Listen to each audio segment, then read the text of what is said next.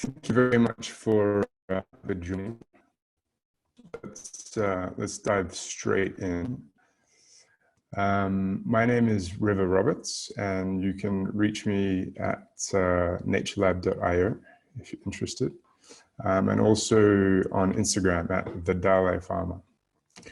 We'll get started with the agenda and housekeeping. So basically what I'll just run through quickly is what is a mastermind, what is regenerative, how to be regenerative, some regenerative real estate examples, and then we'll go into a bit of an open sharing section. So for housekeeping, we'll all stay muted until open sharing.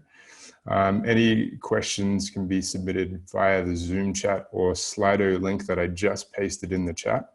I've also got a question in there if anyone wants to contribute any resources via the Slido. So any books, articles, projects, links, anything whatsoever. And I'll collate that and send it out at the end. All right, so what is a mastermind first? Well, this is a bit of this is more of an introduction to a mastermind. But typically a mastermind is a diverse group that meets once a month or once a week, focuses on achieving similar goals, and commits to sharing resources, knowledge and networks. It's all really about cultivating collective intelligence, and we can see a bit of a mastermind in action here, and how effective it can be, and also how simple it can be. And perhaps next time you see a dog that has one of those legs, you might even give this a bit of a go and see how it works. So to sign up for the ongoing mastermind, just go to naturelab.io and follow the prompts. All right, so why are we here? Well, quite frankly, because grown men are building forts out of toilet paper wearing gas masks, which in my mind presents a very interesting window of opportunity. Like all things in nature, there's an invariable part of the phase where there's destruction and there's reorganization and there's growth. And there's a few different ways that we can choose to grow out of this. There's degenerative, sustainable, and regenerative. And I've in particular been interested at the regenerative options. So what is regenerative? So think of it as a little bit of a spectrum. So a lot of systems that we've been living in are fragmented and isolated. And basically what we want to do is we want to start working more towards whole system thinking and working with living systems. Sustainability has been a big thing over the past decade, but we can actually do a lot better than that. Some of the principles around regenerative are deeply seeded in all things in the natural world.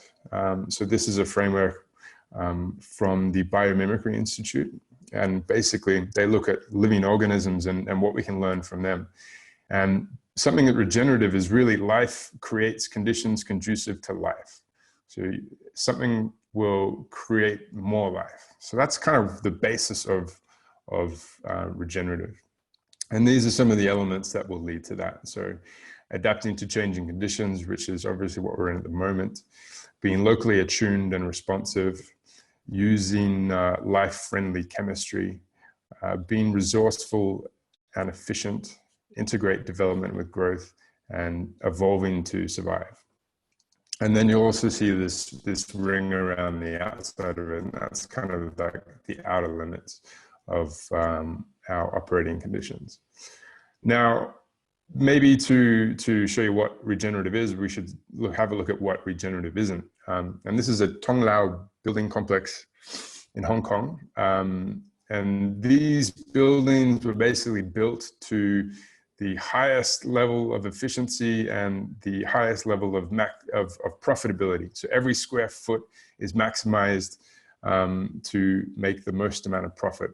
And as you can see, it ends up being pretty dense living and lifestyle. And I know because I've lived in one of these before.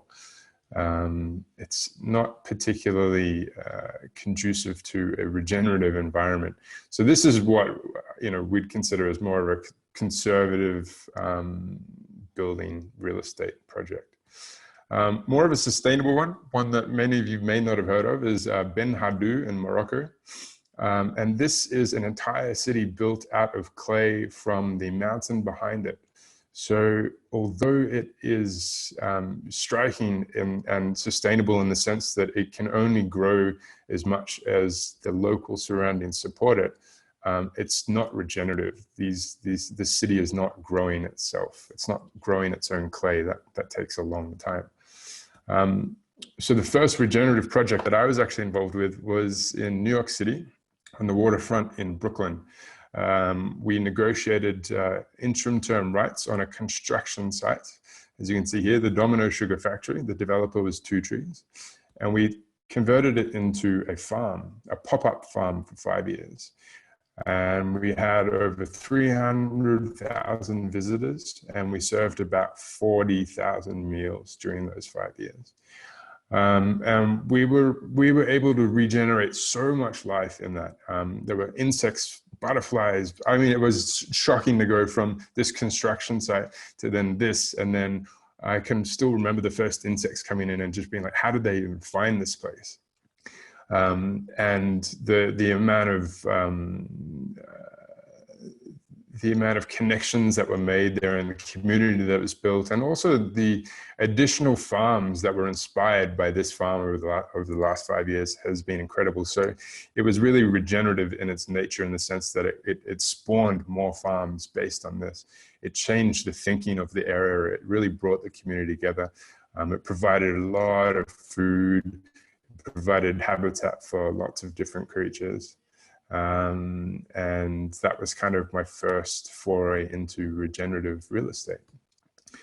An extension of that, and a very strong growing movement around the world, is AgriHoods. So these are more neighborhood owned and operated food operations. And at the moment, we're also seeing a bit of a resurgence of victory gardens and victory farms around the world as well, which is exciting to see. And again, this is really regenerative in the sense that you're leaving the land better than you found it, or at least you're growing more from the space than was initially there.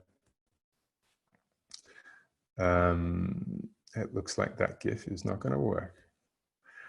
Pocket neighborhoods. So this is an interesting real estate project at the moment. It's been going for about 20 years already, but a gentleman called Ross Kaplan, who worked very closely with a gentleman called Christopher Alexander, kind of has put these together.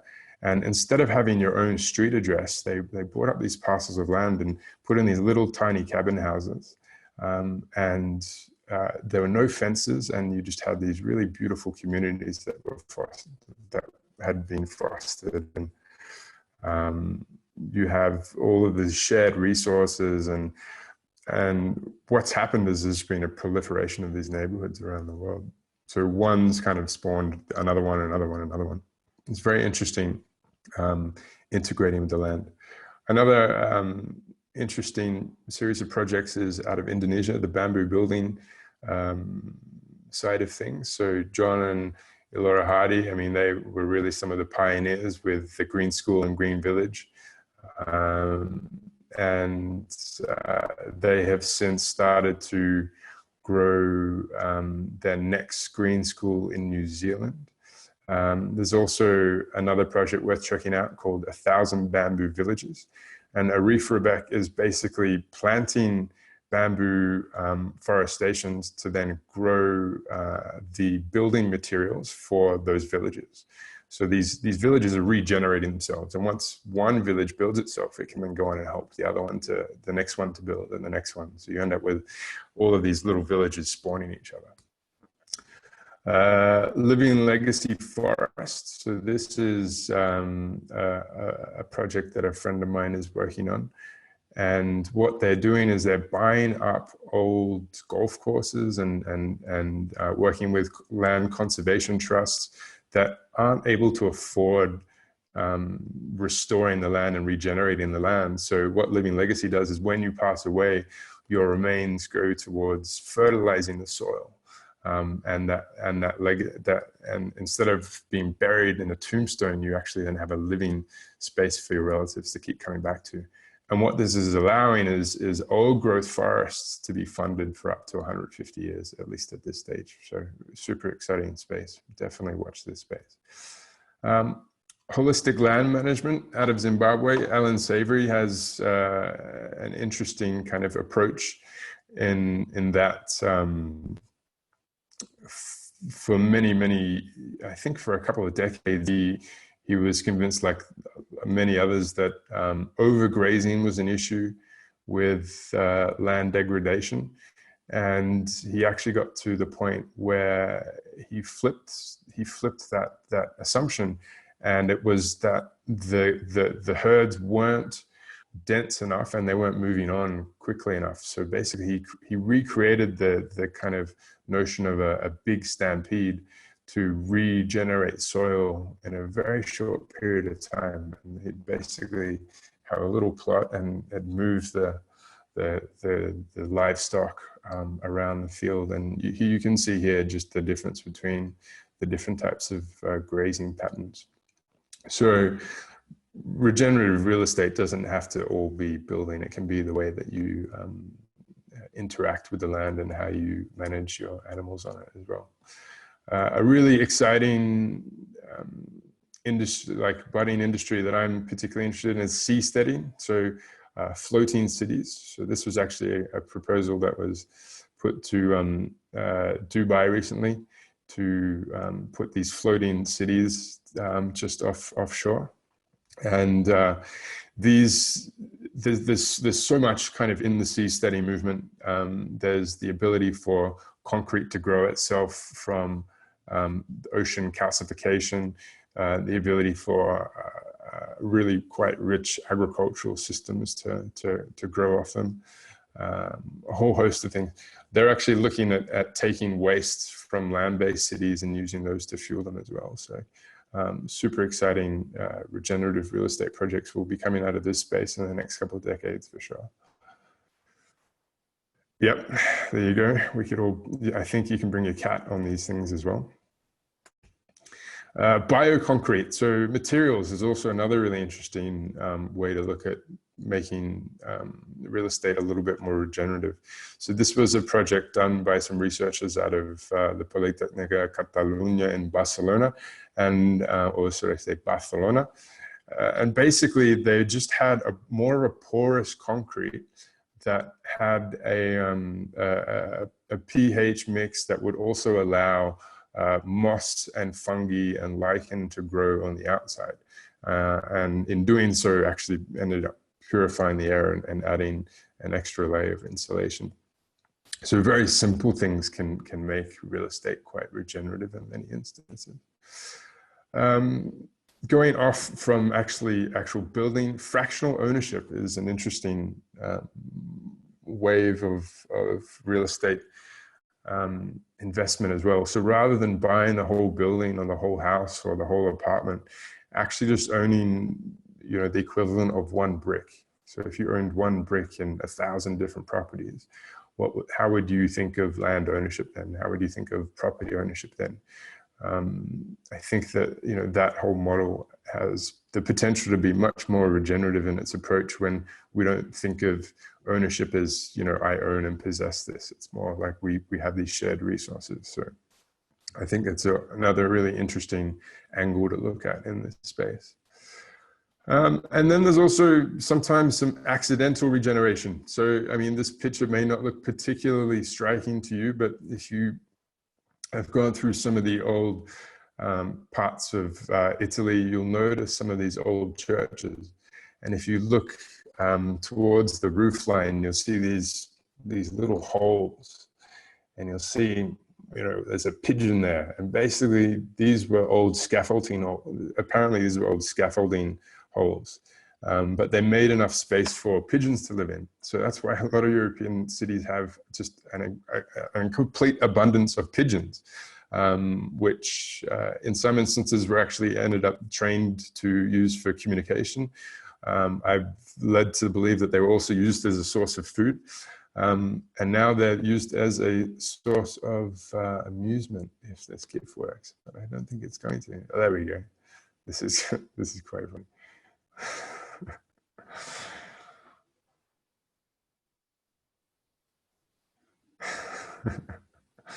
Yes, so you might end up with some very aggressive pigeons.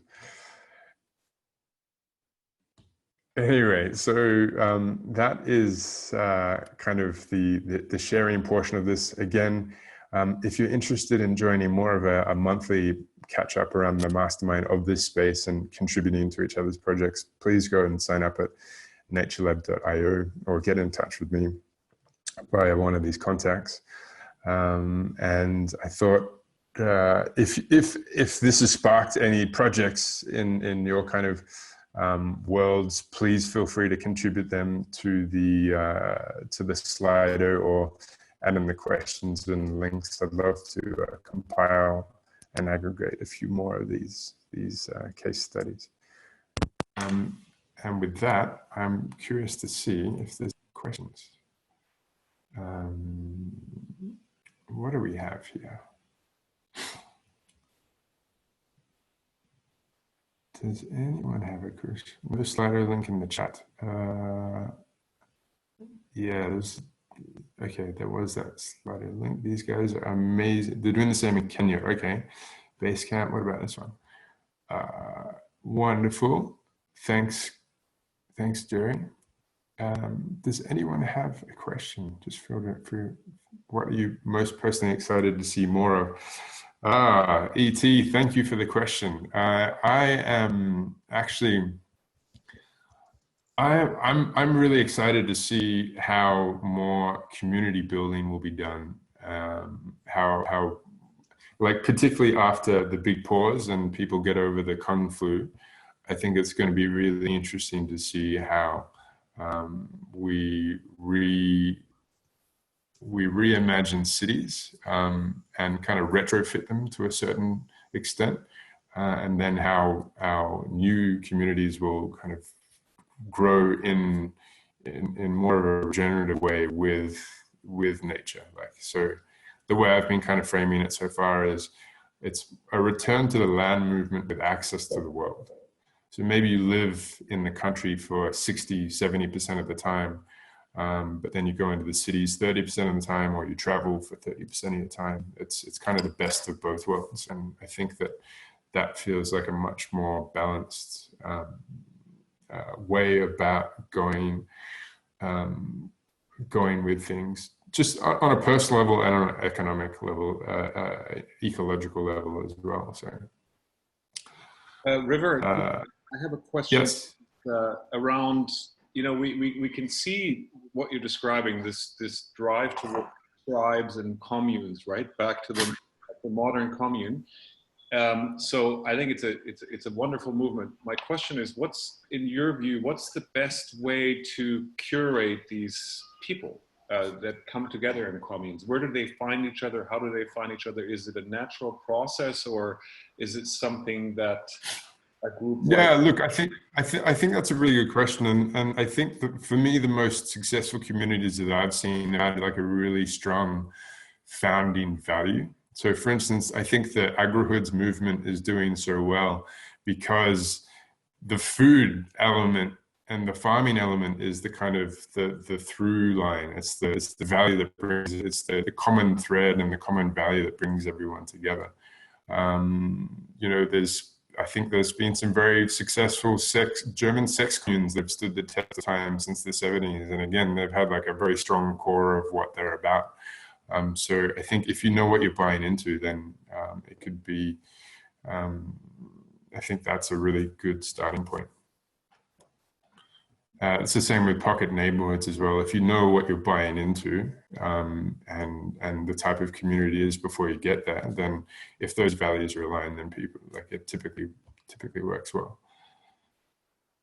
Michael, how do you think we can use the changes forced on us by COVID to supercharge these? Yeah, that's a really good question. So I'm in Australia at the moment, And I think, like a lot of parts of the world, there's not going to be that much international travel in the next year. So I think there's a really unique opportunity for local tourism to get a boost. And I would say that it's an opportunity to introduce a lot more people to the possibility of this type of a lifestyle, or access to this type of community or this type of real estate. So I think that that is one very easy way to kind of supercharge for this movement. And that's what I'm actually going to be spending my time on the next couple of months, is building cabins. We actually just got a request from the Victorian government here, who want to put in 60, 70, 80 new cabins through country rural Victoria, and just connect people back to nature, because they can still do that in an isolated way. Is that part of the so pocket neighborhood? Sorry? Is that part of the pocket neighborhood sort of? No, it's not part of the pocket neighborhood, although I would really be, I would really like to at least see if we could do one of those pocket neighborhood things. The issue with a lot of parts of the world and pocket neighborhoods is the zoning and the permitting just isn't set up for that. So the pocket neighborhood movement was really pushed in parallel with this guy, Ross Kaplan, who was rewriting the policy with the politicians at the time, and that's how he was really able to, start that movement there.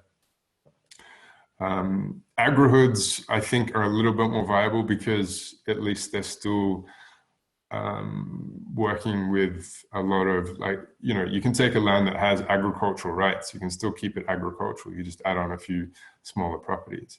So there's ways to kind of work around that. And so yeah, that's kind of what's been on my mind so far.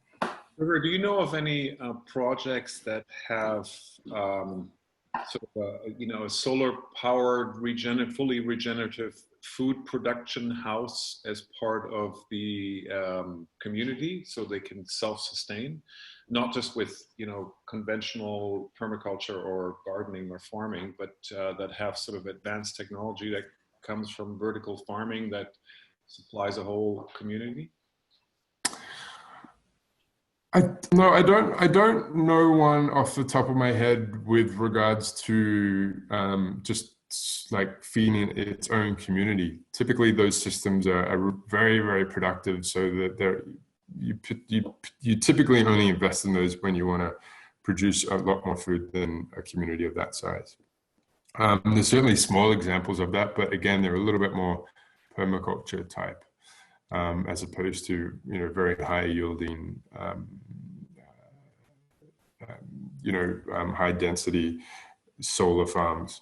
One of the more interesting farm projects is actually down here in Australia as well. It's called Sundrop Farms, and they set up a massive solar farm which powered a water desalination plant, and then pumped all of that through an evaporative greenhouse to grow tomatoes all year round.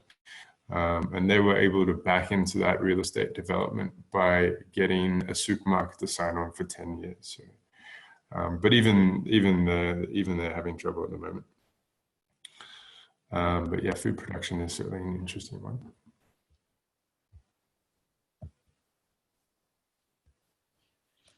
Did you hear any more of the fractional ownership projects? Like, we spoke about it, I think, a year ago. Do you find any more of those projects that sort of do that? Yeah, there's I mean, the one I'm still most familiar with is one down here in Australia called Brick X. And I know there's about half a dozen others. If you look them up, they're kind of specific to each different region. But the kind of underlying concept is, rather than buying the whole house, buying a brick, or buying a very small fraction of the property. And again, I think that that's actually a really big game changer, because it shifts the way we think of real estate, and it shifts the way we think of investing in real estate, and it shifts the way that of what type of return we're expecting from it as well. So I think once real estate investment is opened up to more people are just going to want to invest in better real estate that's better for the community rather than real estate purely based on financial return. That's kind of what I'm kind of hoping will be the case, but that's still yet to be determined based on how these systems are, how these fractional ownership brands are going out there and who they're targeting as well. Because at the moment it's still mainly focused on those that are thinking of property investment. But I really think that real estate has a big part to play in this regenerative movement. And if we can get a few of these things moving in the right direction off the back of the Kung Flu, I think we'll be in a actually really good position. So it's certainly where I'll be focusing a lot of my time and attention. Are there particular places on the world that you've pinned as like particularly well primed for like a massive increase in regenerative real estate? Yeah, I think there's so in my mind, what kind of makes fertile soil for new projects is relatively low cost of living, low cost of land, and also kind of more younger, progressive, local politicians. So certainly for me, one of the frontier, ironically, one of the frontier countries is Portugal, considering they spent so much time finding that new frontier. I think Portugal is quite interesting. I think places like Costa Rica and Panama as well. I think that the ability to retrofit and places like Indonesia are great as well, because like even the ability to do those bamboo buildings that that's just that one bamboo building I showed before. It'd just be so hard to do in so many other countries because of all the regulations. So having some relatively loose, because building and construction regulations, I mean, certainly they have a place, but they also have a place in keeping the industry exactly set as it is. So I think that if there's a place that is being a little bit more flexible on those, this will go a lot further, a lot faster. That's also why I think the seasteading movement is working quite well. All right, 3 minutes until the next session. I guess we got time for one more question.